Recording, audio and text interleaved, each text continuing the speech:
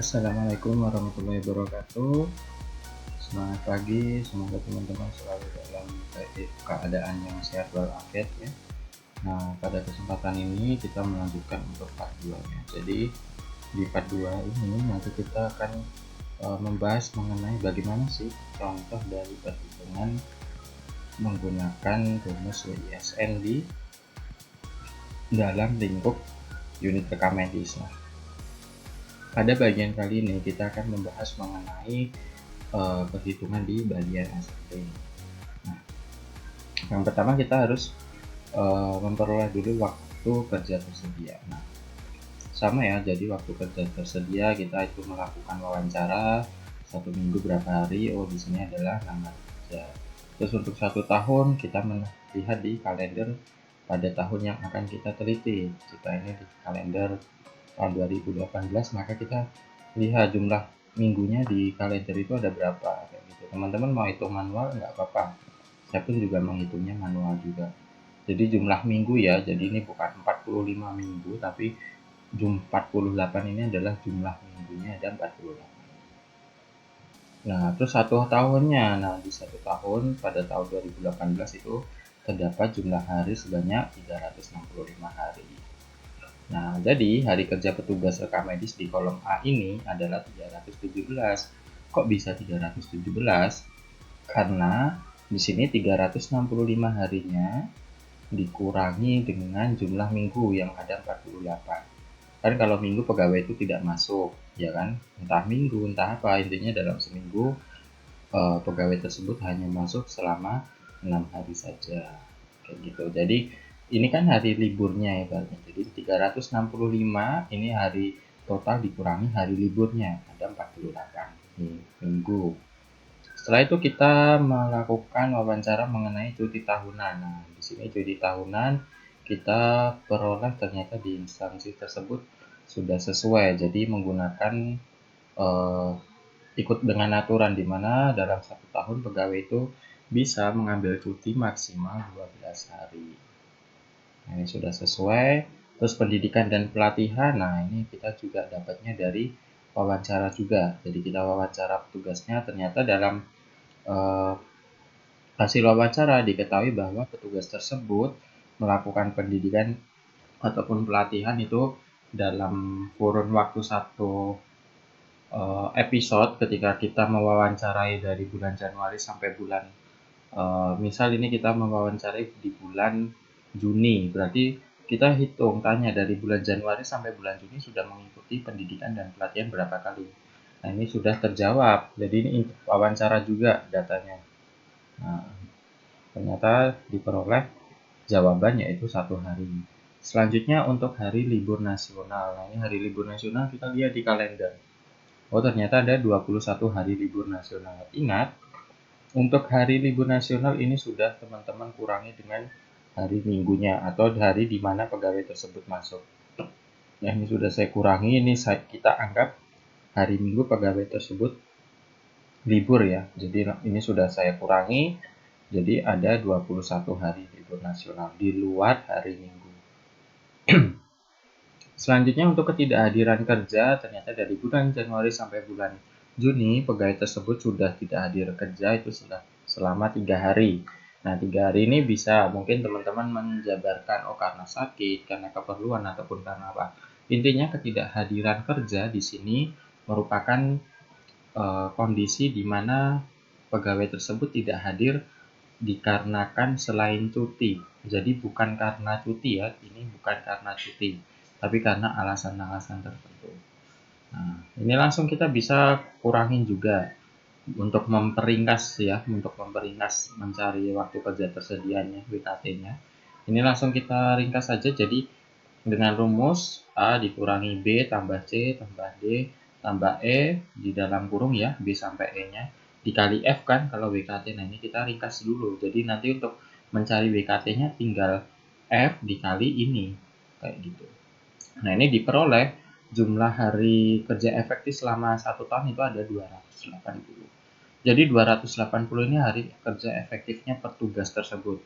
Padahal kalau kita hitung dalam 1 tahun itu terdapat 365 hari. Tapi yang namanya hari kerja efektif adalah hari kerja yang benar-benar digunakan petugas untuk melakukan suatu pekerjaan. Kayak gitu ya. Nah, ini diperoleh 280. Nah, selanjutnya untuk waktu kerja. Nah, waktu kerja ini teman-teman bisa memperoleh dengan hasil wawancara bisa. Terus juga bisa mungkin melihat dari jadwal kerjanya juga bisa. Tapi lebih mudah sih memperoleh data ini dari wawancara. Kayak gitu. Jadi di sini diketahui bahwa Senin sampai Minggu petugas tersebut masuk apabila dia shift pagi itu jam 7 sampai jam 14. Nah, untuk istirahatnya ini 1 jam. Jadi istirahatnya ini bukan istirahat resmi, sebenarnya bukan jam istirahat resmi dari institusi, tapi memang dalam unit rekam medis 1 jam per petugas. Nah, itu mungkin untuk digunakan biasanya di jam-jam setelah sholat duhur kayak gitu ya. Jadi untuk jam isoma ya, istilah sholat makan kayak gitu. Jadi nggak full bekerja dari jam 7 sampai 14. Ini pun juga dialokasikan untuk sebagai jam-jam untuk meregangkan ini ya, refreshing kayak gitu, meregangkan badan, mungkin ya sekedar main HP, sekedar mengobrol kayak gitu. Jadi nggak harus jam istirahat ini adalah jam yang tertera kayak gitu. Nah, sehingga diperoleh jam kerja efektif seorang satu petugas di shift pagi dari hari Senin sampai Minggu ya, itu 6 jam. Selanjutnya untuk shift siang itu diatur dari pukul 14.00 sampai dengan pukul 21.00. Untuk istirahatnya juga sama 1 jam. Gitu. Jadi untuk rata-rata waktu dalam bekerja itu ada 6 jam. Nah, tinggal kita di sini kali saja. Nah, ya kan langsung saja 6 dikali 280 ataupun mau dibuat seperti ini juga sama. Ini tadi kan sebenarnya sudah kita ringkas di kolom atas ya ini tadi, tapi mungkin biar nggak bingung kayak gitu di sini saya tulis lagi. Jadi 280 kali 6. Di sini satuannya saya tulis 2, jadi persatuan dalam jam dan satuan dalam menit. Biasanya yang saya pakai sih menit sih kalau saya. Selanjutnya di A sudah, selanjutnya ya tahap kedua yaitu menetapkan kategori. Nah, tujuan dari menetapkan kategori sebagai data SDM terlampir bagi pimpinan rumah sakit dalam mengetahui kriteria pendidikan petugas di suatu unit yang nantinya data terlampir ini akan memudahkan manajemen dalam menata ulang pegawainya. Apabila ada yang tidak tidak sebidang pendidikannya. Nah, jadi mungkin kalau dalam satu unit rekam medis ada seorang yang mungkin berlatar belakang seorang perawat kayak gitu. Otomatis kalau seorang perawat kan nggak mungkin akan melakukan kegiatan coding. Ini misal. Nah, otomatis pasti ya udah diberikan di kegiatan mungkin kalau nggak di filing ya di assembling kayak gitu.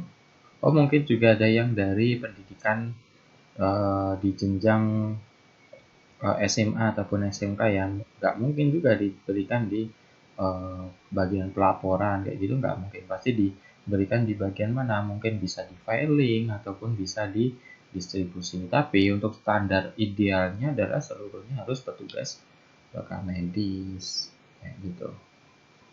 Nah, ini yang B itu cuma menetapkan kategori aja. Selanjutnya kita lanjut ke C, yaitu menetapkan rata-rata waktu kegiatan. Nah, waktu kegiatan ini mungkin tergantung dari uraian tugas per unit ya. Nah, mungkin untuk ini juga sifatnya tergantung dari pengamatan teman-teman. Nah, di sini karena contoh jadi pengamatannya nggak terlalu real kayak gitu. Jadi untuk uraian tugas assembling itu yang pertama adalah petugas itu mengambil DRM. Selanjutnya petugas melakukan penelitian dokumen rekam medis sambil mengurutkan formulir. Jadi dia mengassembling dan juga dia mengecek kelengkapannya sudah lengkap atau belum. Kalau belum langsung dicatat kayak gitu. Yang ketiga adalah mencatat catatan ketidaklengkapan DRM. Jadi yang tidak lengkap itu ditandai di kartu kendali, habis itu nanti ditempelkan di atas dokumen rekam medis biar nanti nggak di-coding dulu. Jadi nanti dokumennya mungkin dikembalikan ke dokter, perawat, ataupun nakes yang bersangkutan untuk dilengkapi. Terakhir adalah menaruh DRM. Nah, di sini teman-teman menggunakan stopwatch ya. Jadi teman-teman dalam mengamati, nah ini kan berdasarkan hasil pengamatan. Itu teman-teman menggunakan stopwatch. Silahkan teman-teman melihat petugas rekam medisnya. Berapa kali? Nah, ini sembarang sih. Sebenarnya kalau di Kemenkes nomor 81 sendiri tidak diatur ya. Jadi harus dilakukan pengamatan sekali, 2 kali, 3 kali, nggak diatur. Tapi kalau di FTE itu mungkin diatur. Jadi kalau kurang dari 2 menit itu dilakukan pengamatan minimal itu adalah 10 kali ya. Jadi kalau lebih dari 2 menit kegiatannya itu dilakukan pengamatan cukup 5 kali. Tapi itu belum final. Jadi habis dilakukan pengamatan misal 5 kali, nah itu nanti dihitung lagi. Kira-kira berapa hasilnya. Nah, nanti hasilnya itu menentukan di tabel. Jadi di FTE itu ada tabel khusus di mana hasilnya perhitungan itu nanti menentukan jumlah pengamatannya. Jadi bisa nanti dilakukan pengamatan 5 kali lagi, bisa sampai nanti 50 kali. Kayak gitu. Tergantung nanti hasilnya. Gitu. Nah, ini tapi kalau ya buat apa namanya, biar lebih akurat mungkin nggak hanya sekali. Kayak gitu. Teman-teman bisa melakukan pengamatan ini mungkin 3 ataupun 5 kali kayak gitu. Ataupun 7 kali, lebih banyak lebih bagus sebenarnya. Kayak gitu. Nah, karena ini contoh ya. Jadi di sini untuk mengambil DRM itu langsung saja rata-ratanya adalah 30 detik. Terus untuk meneliti kelengkapan DRM sambil mengurutkan formulir itu lamanya 10 menit. Untuk rawat inap. Nah, untuk dokumen rawat inap itu 10 menit. Untuk dokumen rawat jalan itu cuma 3 menit. Terus untuk mencatat catatan ketidaklengkapan. Nah, ini untuk rawat inapnya memerlukan waktu 2 menit. Sedangkan untuk rawat jalannya hanya memerlukan waktu 1 menit. Menaruh dokumen rekam medis sama-sama yaitu 30 detik. Jadi untuk total waktu per kegiatan, jadi ini satu kegiatan dokumen, itu 13 menit untuk dokumen rekam medis rawat inap, ini ya, dan 5 menit untuk dokumen rekam medis rawat jalan. Nah, jadi bedanya di WISN dan FTE, kalau FTE kan langsung diketahui ya kegiatannya berapa menit, tapi kalau WISN kita ada penjabaran kegiatannya. Nah, penjabaran kegiatannya ini sedikit yang mengetahui apa sih fungsinya. Kayak gitu, apakah hanya sekedar penggunaan rumus atau bagaimana. Nah, tetapi di sini adalah fungsinya adalah untuk meneliti kesesuaian kegiatan petugas dengan kepatuhan SOP yang sudah diterapkan. Itu yang pertama. Yang kedua, untuk meneliti ketepatan dari eh, pekerjaan petugas dengan standar pelayanan minimal. Jadi kalau misal standar pelayanan minimal petugas pendaftaran pasien baru mungkin kurang dari 5 menit kayak gitu. Nah, ini bisa dijadikan tolak ukurnya juga. Jadi sebelum apa namanya hasil akhirnya berupa penambahan jumlah pegawai rekam medis, nah ini bisa diteliti juga. Lah, kenapa harus ditambah sedangkan standar pelayanan minimalnya harusnya 5 menit. Tapi kenapa di sini terlampau jauh yaitu 8 menit. Nah, berarti kan sebagai pihak manajemen nggak apa namanya tidak terburu-buru dalam mengambil keputusan. Oh langsung ditambahkan enggak, tapi dievaluasi dulu. Oh ternyata di sini terlalu lama ini petugasnya ini. Nah, ditelitilah petugasnya kenapa sih terlalu lama. Bisa diteliti dari data di atasnya. Oh ternyata dia dalam melakukan pendidikan dan pelatihan itu cuma 1 kali saja 1 hari. Ini jadi keunggulan dari WISN dibanding FTE. Tapi tentunya ya setiap perhitungan pasti ada plus minusnya kayak gitu.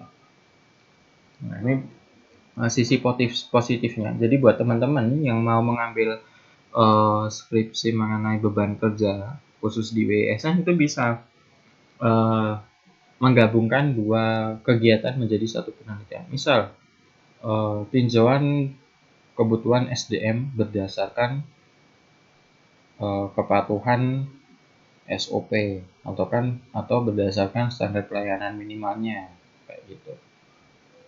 Bisa. Jadi selain hanya melihat beban kerja terus penambahan jumlah pegawai, Nah, kita juga bisa melihat dari sini banyak hal, bisa SPM-nya, SPO-nya kayak gitu. Terus sudah sesuai atau belum kayak gitu ya.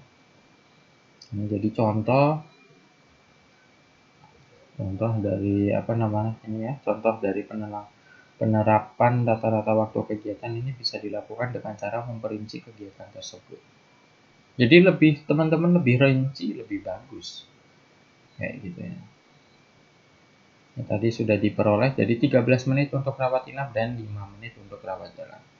Bisa teman-teman sambil buat orek-orekan sendiri ya. Jadi ini kita sudah memasuki di tahap ketiga, yaitu menetapkan rata-rata waktu kegiatan. Nah, kita masuk ke tahap keempat, yaitu standar beban kerja. Nah, SBK di sini standar beban kerja. Yang pertama ini adalah untuk standar beban kerjanya assembling, yaitu standar beban yang pertama untuk standar beban kerja dalam melakukan kegiatan rawat inap. Nah, ini rumusnya sama semua sih. WKT dibagi waktu per kegiatan. Karena yang rawat inap, nah ini bedanya kalau assembling ya. Jadi assembling, coding itu kan ada dokumennya, yang di coding itu kan rawat inap dan rawat jalan. Pasti kan berbeda. Sama juga filing. Filing kan beda. Kalau filing mungkin ya ketika mencari nomor rekam medis kan nggak melihat apakah itu rawat jalan atau rawat inap. Intinya ya mencari nomor rekam medis. Tapi kalau assembling, coding itu melihat jenisnya. Jenis pasiennya termasuk apa? Inpatient atau outpatient. Misal inpatient pasti lebih lama juga, memerlukan waktu lebih lama. Misal coding, katakanlah coding. Pasti ketika menangani berkas inpatient kayak gitu, waktu mengcodingnya lebih lama karena mungkin banyak diagnosa yang tertulis, ada diagnosa masuk, ada diagnosa utama, sekundernya mungkin ada 3, ada diagnosa komplikasi, ada kode tindakan mungkin banyak, dari lab sampai nanti tindakan yang terbesar, kayak gitu ya. Terus juga perlu melihat lembar-lembar sebelumnya, kayak gitu. Misal di sini tertulis persalinan SC, apakah benar ada laporan operasinya? Apakah di situ tertulis SC atau tidak? Perlu waktu yang berbeda. Sama juga ketika dokumen rekam medis rawat inap itu di assembling, pasti petugasnya perlu memerlukan waktu yang lebih dibandingkan rawat jalan. Nah, langsung saja kita kembali ke rumus. Jadi WKT, waktu kerja tersedia itu kita peroleh dari yang pertama tadi, yang di sini ya. Nah, di sini WKT-nya. Nah, ini saya pakai yang menit, 100.800 menit. Nah, 100.800 menit dibagi waktu kegiatannya adalah 13. Jadi saya menyesuaikan karena di waktu kegiatan itu satuannya menit, maka saya jadikan untuk WKT-nya itu saya pakai yang menit. Jadi kalau misal waktu kegiatannya lama per jam mungkin hitungan 20 menit kayak gitu, teman-teman mau jadikan jam juga. Tapi kalau saya lebih cenderung memudahkan saya menghitung dalam satuan menit. Nah, di sini diperoleh standar beban kerja petugas itu adalah 7.754. Di mana? Nah, ini memiliki maksud ya. Jadi selama 1 tahun itu standar beban kerja petugas assembling itu bisa melakukan kegiatan assembling sebanyak 7.754 dokumen rekam medis. Nah, ini sebenarnya banyak pengajar-pengajar yang mungkin belum menjelaskan kayak gini. Kayak gitu. Jadi hanya dijelaskan 7.754 SBK-nya. Padahal ini memiliki arti kayak gitu.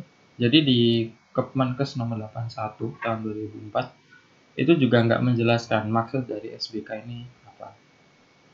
Nah, tapi di sini ada artinya sendiri. 7.754 ini merupakan standar beban kerja petugas assembling dalam mengassembling dokumen rekam medis rawat inap dalam kurun waktu 1 tahun. Jadi semisal dalam kurun waktu 1 tahun jumlah pasien rawat inapnya itu ada 10.000, nah, otomatis standar beban kerjanya bisa dicek tinggi sekali. Kayak gitu. Nah, ini nanti kita akan korelasikan dengan kuantitas kegiatan pokok. ya. Nah, selanjutnya untuk standar beban kerja pada pasien outpatient ya, atau pasien rawat jalan itu sama, jadi WKT per waktu kegiatan, WKT-nya 100.800 dibagi waktu kegiatannya tadi ada 5 menit. Nah, diperoleh waktu 20.160. Jadi dalam 1 tahun bekerja, petugas assembling itu maksimal standarnya. Standar ini kan berarti maksimalnya. Rata-ratanya itu sebaiknya paling bagus itu adalah 20.160. Kayak gitu. Jadi maksudnya di sini adalah bukan hanya sekedar angka saja. Nah, di sini angka yang berbicara. Kayak gitu ya. Nah, ini juga perlu di kita dalam melakukan perhitungan ini juga kita sambil memikirkan logika ataupun arah perhitungannya seperti apa, kayak gitu. Jadi bukan hanya sekedar kita ada rumus kita masukkan. Ketika di tanya bukti ilmiahnya, kenapa kok SBK standar beban kerjanya tinggi, kenapa? Nah, ini 7.754. Kita ditanya, kok yang menentukan 7.754 itu tinggi dari mana? Nggak bisa menjawab. Nah, selanjutnya ya, jadi sudah A, B, C, D. Nah, ini yang langkah kelima. Langkah kelima ini kita menetapkan standar kelonggaran. Jadi standar kelonggaran di sini merupakan rincian kegiatan yang dilakukan saat jam kerja petugas. Nah, standar kelonggaran ini bisa berupa apa saja, bisa rapat, bisa pelatihan, terus mungkin ada rapat internal ataupun eksternal. Kayak gitu, eksternal mungkin rapat institusi melibatkan seluruh perwakilan, biasanya rapat besar ya di rumah sakit. Kalau internal mungkin cuma rekam medis saja, bisa pelatihan, terus penyuluhan akreditasi, seminar. Jadi di rumah sakit itu juga ada seminarnya ya, bisa ada seminar, workshop, maupun rapat di luar rumah sakit. Nah, standar kelonggaran di sini itu digunakan bila dalam waktu 1 tahun itu saat dilakukan perhitungan. Jadi standar kelonggaran ini sama ketika kita mewawancarai izin berapa kali. Nah, sama. Bedanya di sini kita membuat tabel. Ada nomornya, yang pertama, yang kedua ada jenis kegiatannya. Terus ada kegiatan selama 1 tahun berapa kali, kuantitasnya. Selanjutnya ada lama waktunya dan ada jumlah faktor kelonggaran. Nah, ini jumlah faktor kelonggaran ini adalah perkalian antara kuantitas kegiatan selama 1 tahun dikali lama waktu jamnya. Dan ingat, ini standar kelonggaran merupakan kegiatan di saat jam kerja berlangsung. Jam kerja berlangsung. Kata kuncinya jam kerja berlangsung. Gitu ya. Nah, di sini ada dua. Ada yang pertama itu ada rapat internal unit rekam medis. Itu kegiatannya selama 1 tahun itu dilaksanakan 12 kali, sebulan sekali. Waktunya itu 3 jam. Nah, faktor pelonggarannya adalah 36 jam per tahun. Selanjutnya ada juga pelatihan. Nah, ini pelatihan mungkin bagi petugas assembling ya, mungkin pelatihan di share formulir ataupun pelatihan QA ataupun apa kayak itu yang diikuti. Nah, di sini tercatat jumlah pelatihan dari petugas tersebut adalah 2 kali. 2 kali pelatihan dengan lama waktunya itu 4 jam. Kayak gitu. Dan terus jumlah faktor pelonggarannya adalah 8 jam. Kita buat tabel seperti ini dulu. Ketika kita sudah buat tabel, baru nanti teman-teman silahkan masukkan ke dalam rumus. Rumusnya bagaimana? Rumusnya adalah standar kelonggaran itu sama dengan faktor kelonggarannya. Jadi faktor kelonggaran itu ini dikali 60 menit, karena satuannya di faktor kelonggaran ini jam, dijadikan menit. Habis itu dibagi WKT-nya. Kita hitung untuk yang standar kelonggaran pertama dulu, yaitu faktor kelonggarannya 36 jam jumlah. terus dikali 60 menit dijadikan menit, ataupun mungkin bisa ya teman-teman di sini langsung jadikan menit juga bisa. Habis itu dibagi waktu kerja tersedia, WKT-nya 100.800. Diperoleh untuk standar kelonggarannya itu adalah 0,02 menit per tahun. Kayak gitu. Selanjutnya untuk menghitung standar kelonggaran bagian 2 yaitu pelatihannya. Nah, ini sama, tinggal kita masukkan jumlah faktor kelonggaran 8 jam dikali 60 menit dibagi WKT. Nah, diperoleh langsung 0,005 per tahun. Ini ya. Ini satuannya menit ya. Oke. Nah, selanjutnya kalau sudah itu silakan teman-teman tambah. Jadi dari jenis kegiatan pertama tadi diperoleh berapa? 0,02. 0,02 ditambah 0,005 dihasilkan 0,025. Nah, jadi kalau untuk standar kelonggaran ini semakin banyak ya nanti teman-teman hitungnya harus di sendiri-sendirikan. Misal ada 5 ya hitung sampai 5, ada 10 ya hitung sampai 10. Tergantung, biasanya kalau fungsional mungkin nggak terlalu banyak, tapi kalau struktural kayak kepala rekam medis gitu mungkin standar kelonggarannya banyak. Nah, harus mungkin ikut rapat intern juga memimpin, terus rapat rumah sakit juga iya, rapat eksternal mungkin kayak gitu. Nah, selanjutnya yang ke-6 ya, ini kita kuantitas kegiatan pokok. Nah, kuantitas kegiatan pokok. Nah, di sini merupakan ini ya, apa namanya? Banyaknya pekerjaan yang harus dilakukan oleh petugas tersebut. Nah, semisal untuk petugas assembling, nah, petugas assembling kan pasti mengassembling dokumen rekam medis ya, baik itu rawat inap dan rawat jalan. Itu pokoknya itu. Berarti untuk data yang kita ambil itu ya udah data ini saja, data jumlah pasien per bulannya berapa yang berkunjung, gitu. Ataupun yang ada di rumah sakit per bulannya. Oh, di sini ketahui rawat inapnya ada bulan Januari 500. Nah, ini cuma kok. Nah, permasalahannya di sini ya.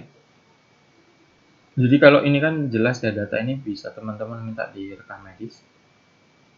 Habis itu dijumlah. Nah, permasalahannya di sini. Dalam WISN itu kita kan harus mengetahui dari bulan Januari sampai dengan bulan Desember. 1 tahun ya.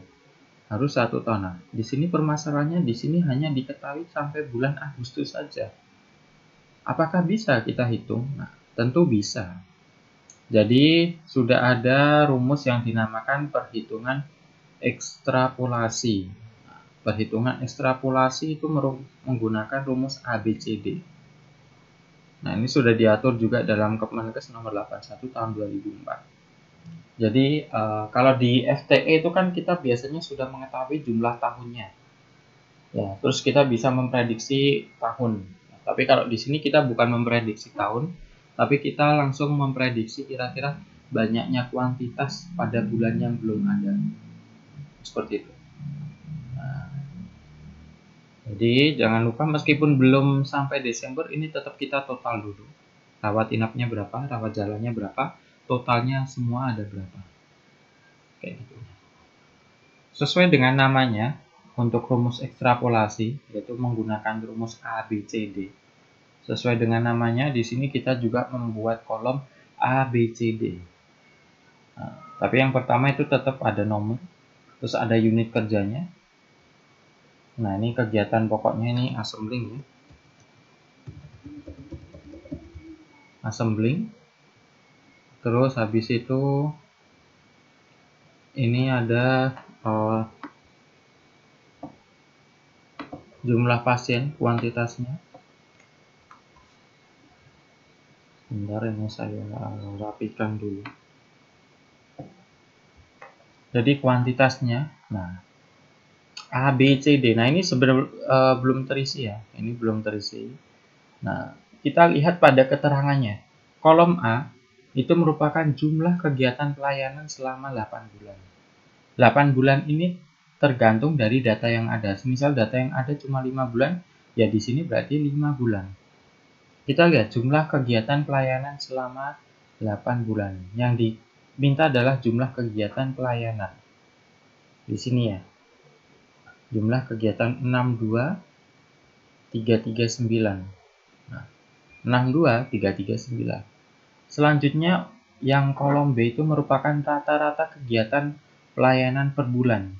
Berarti A dibagi banyaknya bulan yang diketahui, karena di sini sampai Agustus berarti A dibagi 8. Misal sampai bulan Mei berarti A dibagi 5. Sampai bulan Juni A dibagi 6. Seperti itu.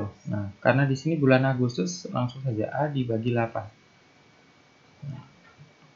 Silakan teman-teman nanti kalau hasilnya koma bisa dibulatkan karena ini satuannya adalah manusia. Diperoleh 7.792. 7.792 untuk kolom B-nya. Terus kolom C yaitu jumlah pelayanan 4 bulan berikutnya. Di mana caranya itu adalah kolom B dikali 4 bulan. Karena baru sampai Agustus kan 8, sedangkan dalam 1 tahun itu ada 12, berarti kan kurang 4 bulan.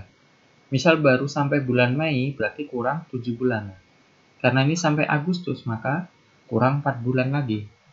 Kurang September, Oktober, November, dan Desember. Nah, itu dimasukkan di kolom C.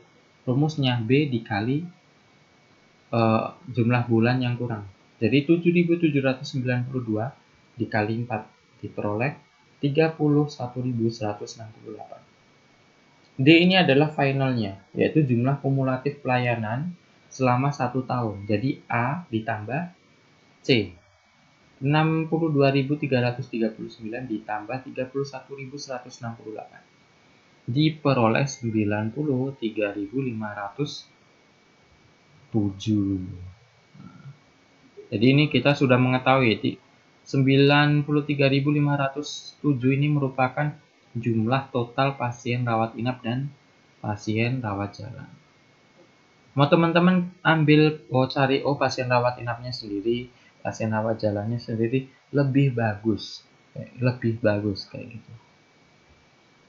Nah, tapi kalau di sini saya langsung saja saya pakai jumlah totalnya saja. Oke, tapi lebih bagusnya adalah disendirikan. ABCD untuk pasien rawat inap, ABCD untuk pasien rawat jalan. Nanti tinggal di jumlah. Meskipun lebih lama, tapi nanti hasilnya lebih akurat. Insya Allah seperti itu. Oke, lanjut. Berarti untuk kuantitas kegiatan assembly untuk rawat jalan itu ada 36.548. Terus untuk rawat inap ada 5.798. Nah, ini yang saya maksud tadi seperti ini. Jadi disendirikan ya. Disendirikan seperti ini. Oke, kita lanjut. Jadi untuk petugas assembling, nah ini petugas assembling rawat inap, kita hitung kuantitas kegiatan pokoknya berapa. Karena petugas assembling kan nggak cuma satu, mungkin dibagi. Jadi ini tuh bisa sekalian untuk mengalokasikan SDM yang ada. Jadi di assembling harus berapa, untuk rawat inapnya harus ada berapa, rawat jalannya harus ada berapa. Coding pun juga sama, coding rawat inap harus ada berapa, coding rawat jalan harus ada berapa. Itu bisa dialokasikan. Diperoleh untuk menetapkan kebutuhan kerja itu rumusnya kuantitas kegiatan pokok dibagi standar beban kerja ditambah standar pelonggaran ditambah. Ingat ya, biasanya lebih banyak orang tuh kuantitasnya langsung ditambah, ini baru dibagi. Ya, gitu. Langsung ini dibagi dulu. Jadi kuantitas kegiatan pokok dibagi standar beban kerjanya dulu. Diperoleh 0,712 ditambah standar kelonggarannya 0,025 diperoleh 0,77. Kita bulatkan menjadi satu petugas assembling di rawat inap. Nah, selanjutnya di petugas assembling rawat jalan. Sama rumusnya. Kuantitas kegiatan pokok dibagi standar beban kerja ditambah standar kelonggaran. Nah, di sini dihasilkan 1,72 ditambah 0,025. Dibulatkan menjadi 2 petugas assembling di rawat jalan. Yang idealnya seperti itu. Nah, yang terakhir ya, penetapan. Jadi dalam penetapan ini kita analisis. Petugas assembling saat ini ada berapa? Ada 1 orang.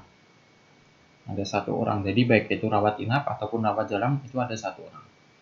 Perhitungan WISN itu ada 3 orang. Berarti perlu penambahan berapa? Bukan 3 ini.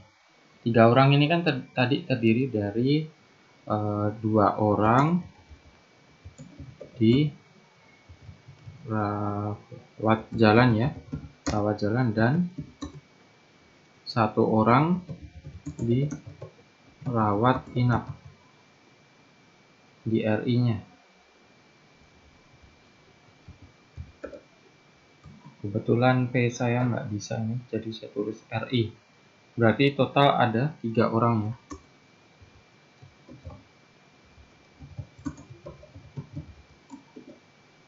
Total ada 3 orang dalam hasil perhitungan. Berarti penambahannya adalah 2 orang. Karena sudah ada 1 orang. Nanti di sini ada alokasi.